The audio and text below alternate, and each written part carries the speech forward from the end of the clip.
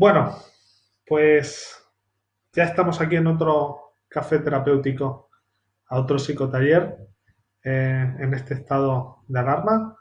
Y hoy vamos a hablar de insomnio, porque, bueno, no sé si os estáis dando cuenta, pero yo creo que una de las consecuencias que estamos notando todos como protagonistas de esta situación es precisamente que nos está costando mucho dormir, o bien estamos teniendo pesadillas, o bueno, entonces hemos creído oportuno pues dedicar un ratito a hablar de esto. Entonces, ¿cómo lo vamos a hacer? Pues vamos a primero a reflexionar un poco sobre el sueño, sobre la incidencia de los problemas del sueño, sobre algunas cosas que es importante saber de en qué consiste, sobre los principales, bueno, pues eso, las problemáticas más comunes que nos encontramos, y vamos a lanzar algunas ideas, algunos tips de recomendaciones para intervenir en este confinamiento. Entonces, con el café en la mano, conforme vayáis vosotros, se os vayan surgiendo las dudas, os animo a que vayáis escribiendo. Conforme vaya terminando, yo os voy a decir, ir poniendo dudas, porque creo, por lo que me han dicho que esto va con cierto retraso, entonces a la gente no le da tiempo y no estoy dejando margen al final. Entonces me insisten mucho. Agradeceros una vez más tanto a las personas que os estáis conectando como a las que me escribís después, interesándoos, proponiéndonos temáticas. Bueno, pues agradecer que estéis implicados en todo eso. Hoy hemos cambiado el horario porque nos estaban diciendo que mucha gente de Sudamérica con el horario que habíamos puesto no se podía conectar y bueno, pues lo hemos tratado de retrasar un poco, también hemos retrasado el día, digo, lo hemos adelantado. Y nada, estamos haciendo este ciclo de psicotalleres, como sabéis, en esta situación excepcional, para sacar también un lado positivo y pensar juntos en todas las cosas que estamos viviendo como protagonistas. Al final, yo creo que es un espacio de reflexión. Es cierto que estamos haciendo varios, lo estamos haciendo varios compañeros. El próximo sábado, por ejemplo, tenemos una intervención en duelo patológico con mi compañera Noa el sábado, que os animo a ver, y probablemente yo también vaya a hacer otro relacionado con el día del libro para poder hablar de lectura, para poder hablar de, bueno, libros asociados a problemas o libros para reflexionar o que todavía estoy pendiente de preparar.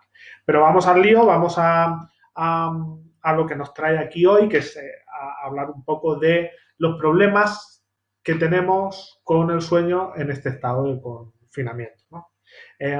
Yo creo que una de las cosas que más hablo en estos encuentros cibernéticos que estamos teniendo y compartimos con otras personas nos devuelven pues mira, que estoy durmiendo poco, que me cuesta dormirme o que me levanto muy temprano o que a mitad de la noche o que estoy teniendo un montón de pesadillas. Yo creo que solo hay que preguntar a nuestro entorno y darnos cuenta que en algún momento a lo largo del mes y pico ya que llevamos encerrados en casa, todos hemos estado experimentando algo relacionado con el sueño, insomnio, etcétera, etcétera. Y es esperado por las cosas que vamos a ver ahora, ¿no? Hablas con amigos, hablas con pacientes, hablas con incluso yo mismo estoy teniendo problemas a veces para conciliar, ¿no? Han cambiado mis horarios, eso por seguro. No es casualidad, como digo, porque yo creo que al final el sueño, en líneas generales, siempre se suele ver afectado. Cuando hay cambios en las rutinas, o yo qué sé, por ejemplo, se me ocurren las vacaciones, cuando empiezan las vacaciones es cuestión de muy poco tiempo que el sueño se vea afectado por nuevos hábitos, por etcétera, etcétera. O también, no sé si os ha pasado, cuando cambias de residencia, cuando te mudas, cuando te vas a dormir a casa de alguien, incluso esos pequeños cambios que no tienen un impacto o una lectura emocional significativa, afectan también a cómo conciliamos el sueño, nos levantamos más, o etcétera, etcétera. E incluso también diría que los cambios físicos, lo que sé, pienso en los niños y en su propio desarrollo evolutivo y cómo ese desarrollo evolutivo a nivel fisiológico también impacta en el tipo de sueño y tienen sueños más inquietos, se mueven mucho o tienen pesadillas o terrores, porque al final el sueño es como un área muy sensible que se ve afectada por multitud de variables, ya sean psicológicas, fisiológicas, pero es muy, muy, muy sensible. Con lo cual, Los trastornos del sueño, por lo tanto, son muy frecuentes. Y quiero decir, cuando tú revisas la bibliografía que hay al respecto, te das cuenta que hablan de estadísticas que son abrumadoras. Por ejemplo, el 50% de la gente que acude a atención primaria em, habla o refiere a algún tipo de problema con el sueño. E incluso el 30% podríamos decir que se pueden quejar a su médico de cabecera por iniciativa propia y acuden pidiendo algún tema relacionado con eso. Y en líneas generales se calcula que aproximadamente el 10 o el 15% sufre de un insomnio crónico. Y de hecho, yo creo que también es frecuente mirar en nuestras familias o mirar en las familias de nuestros amigos, de nuestra pareja, y te das cuenta que siempre te vas a encontrar a alguien que tiene un problema de insomnio crónico y toma de manera muy frecuente o habitual algún tipo de medicamento como Orfidal o Dormidina, y es algo muy, muy, muy extendido el uso de ese tipo de fármacos, ¿no? Yo creo que la prevalencia del insomnio como tal es aproximadamente el 50% de la población a lo largo de su vida. Yo creo que tiene algún problema en algún momento determinado, y se cree que el 25-35% de la población ha padecido etapas de insomnio y han sido un problema para él en algún momento de su vida. Además, yo creo que durante el confinamiento no tenemos estadísticas o no nos hablan, pero yo creo que el porcentaje, no sé qué pensáis, pero se debe estar incrementando, ¿no? Porque yo creo que la mayoría de las personas con las que estoy hablando me refiere a algo relacionado con el sueño, ¿no? Estos porcentajes son muy elevados si los comparamos a otro tipo de problemáticas, como por ejemplo puede ser, yo que sé, la depresión, que la prevalencia suele estar entre el 17, el 20% según los estudios, ¿no? Es una prevalencia elevadísima. Antes de analizar cuáles son los principales problemas, vamos a reflexionar rápidamente un poco sobre qué es el sueño. Entonces, yo creo que antes de empezar sobre esto, hay que decir que hay una relación muy, muy, muy, muy estrecha, o sea, hay una relación muy estrecha y además bidireccional entre sueño y salud. ¿Por qué digo esto? Porque al final el sueño tiene muchísimas funciones a nivel orgánico, a nivel fisiológico, a nivel psicológico para el ser humano, con lo cual cuando hay un sueño conservado está muy asociado a una buena salud física, psicológica, etcétera, etcétera. Cuando yo digo que tiene muchas funciones, me refiero a funciones como, por ejemplo, hacer un apagado del sistema nervioso, ¿no? Restaurar la homeostasis habitual en el organismo del sistema nervioso central, o también incluso del resto de tejidos, también restablece todos los almacenes de las energías de las células, o también, por ejemplo, está muy relacionado con la actividad neurológica que se vincula a la memoria, es un almacenamiento de la memoria a corto y largo plazo, es decir, tiene funciones indispensables. De hecho, la gente que no duerme acaba desarrollando problemas de salud muy, muy, muy graves.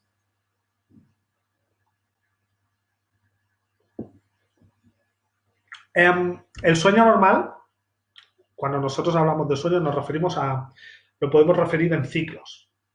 Hay dos tipos, está el sueño REM y está el sueño no REM.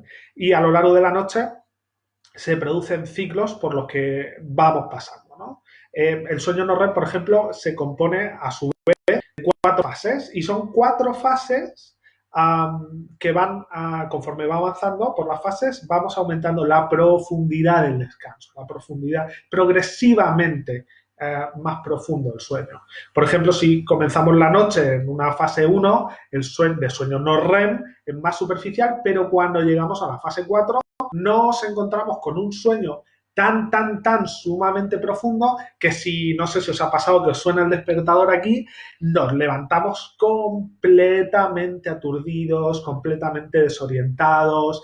Esto, por ejemplo, es muy útil porque muchas veces, no sé si os pasa, que os despertáis antes de que suene el despertador, porque, y nos despertamos incluso como, bien, eso es porque hemos terminado un ciclo. Pero cuando el despertador nos interrumpe en la fase 4 nos despertamos fatal. Y eso ocurre también en las siestas, que no da tiempo a acabar todo el ciclo, con lo cual la consecuencia principal es precisamente que se interrumpe la fase 4 y nos levantamos como si nos hubiera atropellado un camión. ¿Qué cosas pasan durante el sueño no REM, durante estas 4 fases de sueño progresivamente más profundo? Bueno, pues la actividad neuronal disminuye aproximadamente hasta la mitad, disminuye también el flujo sanguíneo, es tan profundo que durante estas fases si nos tocan no nos enteramos, nos cuesta la actividad física, la tonalidad muscular también se altera en el sentido de que no nos enteramos de nada de lo que pasa alrededor.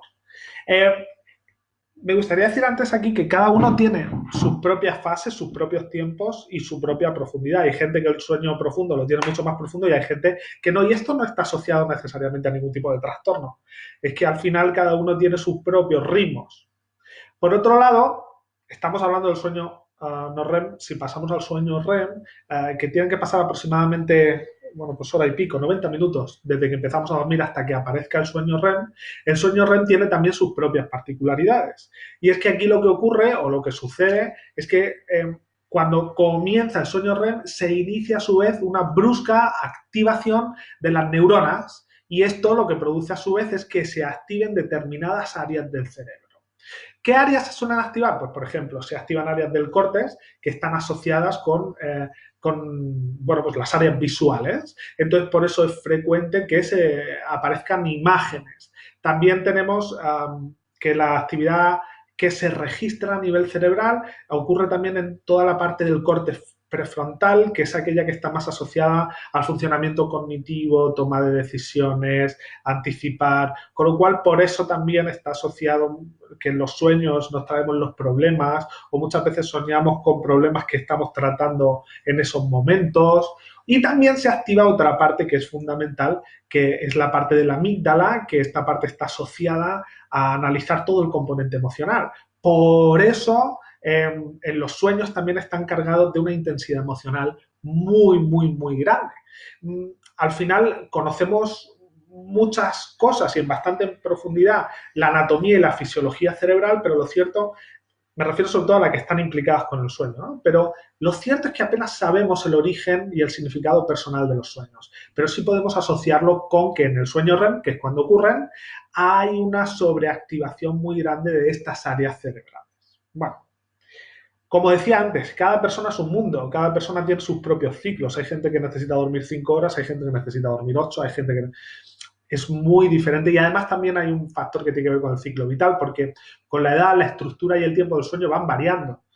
Un recién nacido, por ejemplo, puede dormir aproximadamente 18 horas y esto es porque al final lo necesita su organismo, pero un adulto joven lo normal suelen ser entre 7 horas y media, 8 horas y conforme vamos avanzando lo esperado es que la necesidad de dormir vaya disminuyendo, ¿no? 6,5 horas, etcétera, etcétera.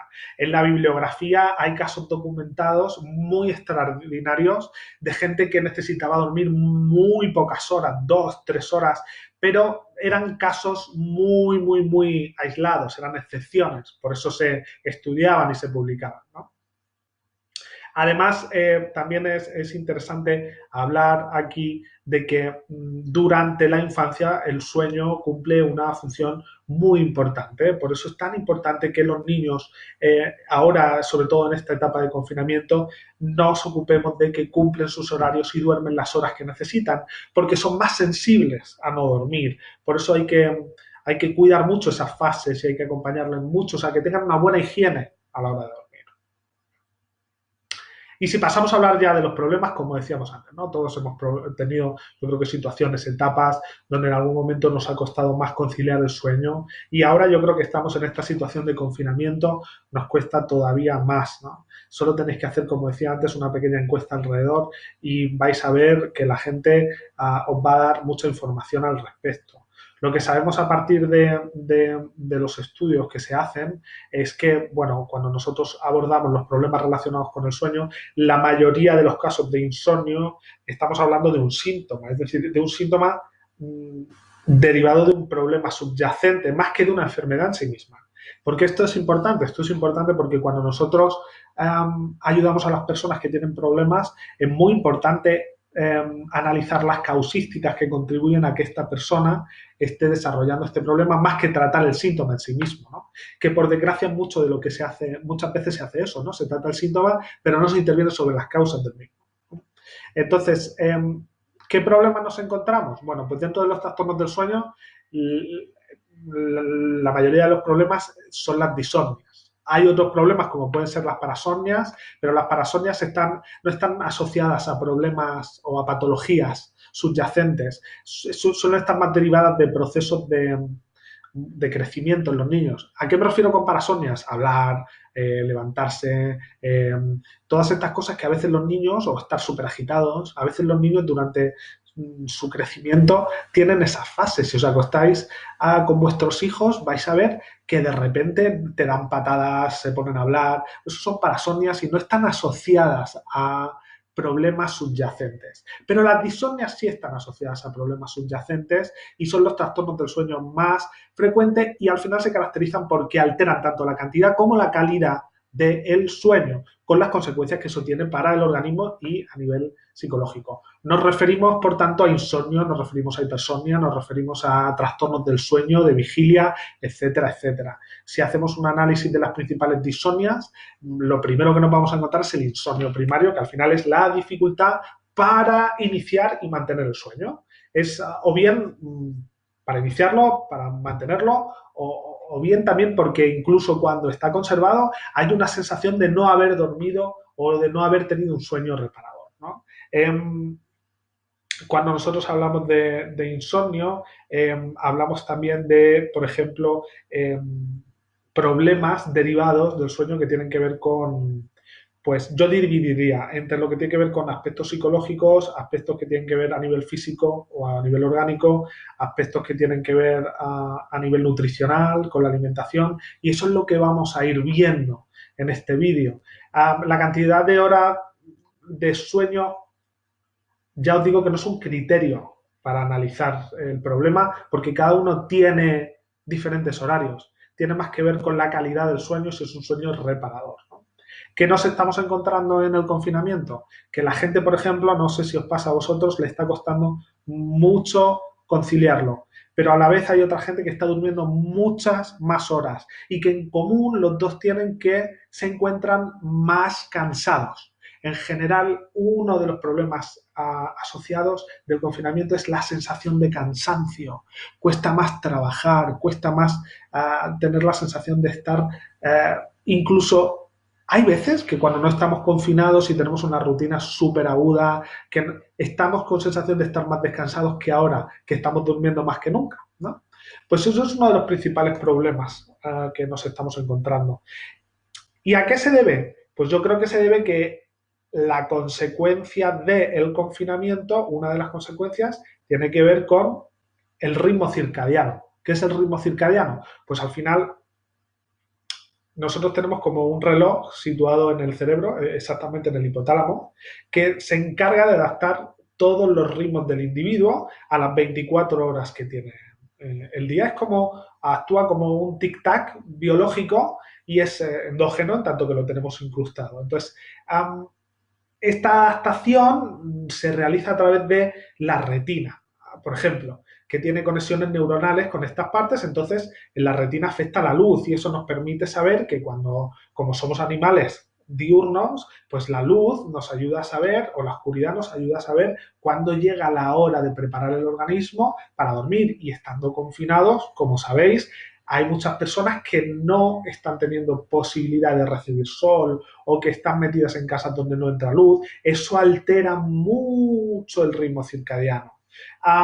Entonces, la principal manera que tiene este reloj de funcionar precisamente es frente a esta vía desde la retina al hipotálamo, y ahí es donde se transmiten todos los cambios y toda la estimulación lumínica que ayuda a sincronizar el reloj. Con lo cual, una de las consecuencias del confinamiento es precisamente que ese reloj anda desincronizado. Pero además este reloj no solo se alimenta de la luz, sino que se alimentan de otras rutinas y de otros hábitos, como por ejemplo la actividad física, porque la actividad física ayuda a que el organismo reclame esa restauración a través del sueño y muchas de las cosas que estamos viendo. Se ha estudiado que el sedentarismo afecta precisamente a los ritmos circadianos y estando confinados estamos teniendo muy poca actividad física, con lo cual ese reloj también se ve afectado. Y a nivel alimentario, ¿por qué? Porque también los patrones y los cambios alimentarios que estamos teniendo están afectados por el confinamiento, con lo cual también contribuyen a que el ritmo se altere. Y hay otros aspectos que ya hemos visto algún vídeo, por ejemplo, el consumo de alcohol. Porque el consumo de alcohol, aunque a corto plazo te da la sensación de es un sedante, lo cierto es que cuando se metaboliza, lo esperado es, por un lado, que nos despertemos más y por otro lado, que el sueño sea muy poco reparador. Uno de los grandes problemas del sueño que estamos teniendo está vinculado al consumo de alcohol antes de irse a dormir. Y no me refiero a consumo en grandes cantidades, sino ya en pequeñas cantidades, afecta la calidad del sueño.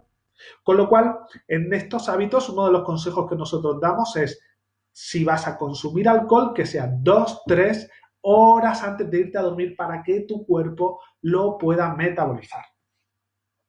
Siguiendo un poco con todos estos problemas, os decía antes de dividir entre aspectos psicológicos, aspectos fisiológicos y aspectos alimentarios o aspectos de hábitos para saber en esas 4 grandes dimensiones cómo podemos hacer pequeños cambios que contribuyen a conciliar el sueño o a tener una mayor higiene del sueño, ¿no? Cuando yo me refiero a la dimensión psicológica, me refiero a, fijaros, el confinamiento nos trae estrés, nos trae incertidumbre, nos trae preocupación, nos trae que no sabemos qué va a pasar, nos trae deprivación social porque cada vez las personas viven solas o todo lo contrario, una convivencia demasiado intensa que no tenemos intensidad. No tenemos intimidad, perdón. Todo eso tiene un impacto muy grande a nivel psicológico y en consecuencia se traduce en niveles altos de estrés, en niveles altos de ansiedad y eso a su vez afecta al sueño irremediablemente. Con lo cual, a nivel psicológico, en la medida que diseñemos actuaciones para intervenir sobre eso, es más probable que el sueño no se vea afectado. Entonces, por eso, cuando tenemos altos niveles de ansiedad y nos vamos a la cama, empezamos a darle vueltas a las cosas o nos despertamos con una preocupación. Es muy, muy, muy frecuente. Pero no solo a nivel psicológico, también a nivel fisiológico. Era lo que hablábamos antes de los ritmos circadianos, ¿no? El cuerpo tiene su reloj, funciona para saber cuándo dormimos y cuándo no, y al final, pues determinadas rutinas como cenar mucho y muy tarde, como que no nos dé el sol en ningún momento, como hace que el reloj tenga dificultades para sincronizarse. De ahí la importancia de todos los días recibir pequeños baños del sol por la mañana, es decir, cuando el sol es menos peligroso, eso es muy importante, o bien cuando está atardeciendo, porque eso ayuda a que los ritmos se vayan restaurando. Es importante no comer copiosamente, hacer unos ritmos y unas rutinas alimentarias muy importantes y fijaros, ya estamos hablando de esa tercera dimensión que es la alimentaria. Nos referimos a hacer las 5 comidas, cumplir siempre el horario para acomodar el ritmo circadiano y saber y ayudar al cuerpo a qué hora es y cuándo tiene que estar cansado y cuándo tiene que irse a dormir. Es importante no irse a dormir recién cenado para evitar una digestión. Y también los nutricionistas saben mucho de determinados alimentos que nos ayudan a conciliar el sueño.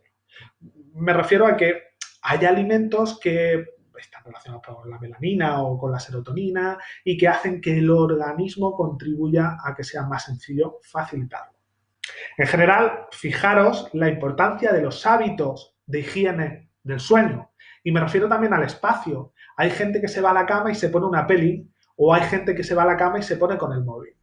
Eso es error total y absoluto, por 2 cosas. Uno, es importante que cuidemos el espacio para descansar y lo diferenciemos del espacio del ocio, porque eso ayuda a nuestro organismo a saber dónde está y a contextualizar lo que toca en cada momento. Con lo cual, si tú vas a ver una peli, mejor que la veas en el salón y en la cama y en la habitación solo se va a dormir, en la medida en que se pueda.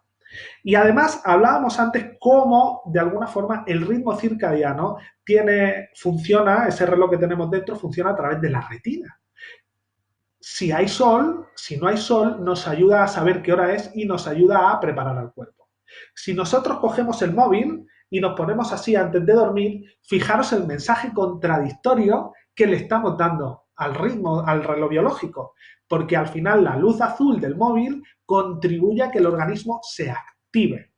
De manera que coger el móvil y leerlo en la cama antes de dormir es una fantástica idea para contribuir al insomnio. Si vas a revisar el móvil, mejor hazlo en el salón. Y hay otros hábitos, como no hacer deporte antes de irnos a dormir. Mejor hacerlo por la mañana, porque si activamos el sistema nervioso y luego queremos desactivarlo, al final el cuerpo no está preparado. O, por ejemplo, coger y leerse las noticias de todas las catástrofes y todos los tsunamis económicos y sociales que nos van a venir justo antes de dormir. Pues es otra manera estupenda de comprometerte con tu insomnio. Bueno, son algunos trucos, son algunas cosas que no resuelven, pero que sí facilitan a que tu organismo esté más a disposición. Os voy a leer algunas recomendaciones que se suelen dar desde atención primaria y que van por esta línea, pero si alguien quiere hacer alguna pregunta, ahora es el momento para hacerla, porque yo después voy a atenderla. Entonces, ir escribiendo vuestras preguntas y si hay alguna cuando termine de leer esto, la contesto, ¿vale? Cosas que se suelen recomendar cuando tú vas al médico o cuando vas a atención primaria, pues fijaros, suelen dar 10 consejos. Uno, despertarse y acostarse todos los días a la misma hora. Limitar el tiempo diario en la cama al tiempo necesario del sueño, no estar más ni estar menos. Suprimir la ingesta de sustancias que tengan un efecto activador o estimulador del sistema nervioso.